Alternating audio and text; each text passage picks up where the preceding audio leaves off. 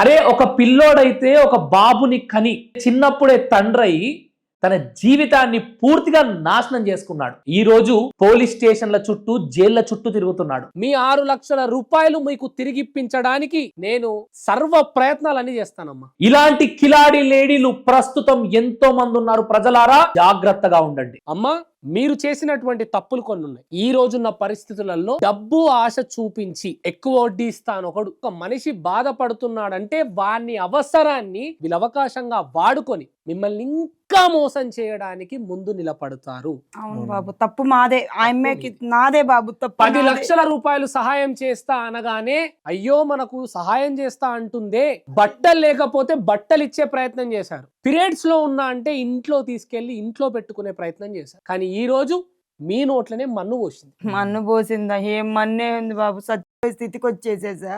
రోజు ఇంత హోటల్ల టిఫిన్లు భోజనాలు అమ్ముకొని వచ్చిన ఆమ్దాన్ తోటి బతికే పరిస్థితులు మీరు ఈ రోజు ఒక 6 లక్షల రూపాయలు మిమ్మల్ని మోసం చేసిందంటే ఏనాటికి కట్టుకోవాలి 6 లక్షలు?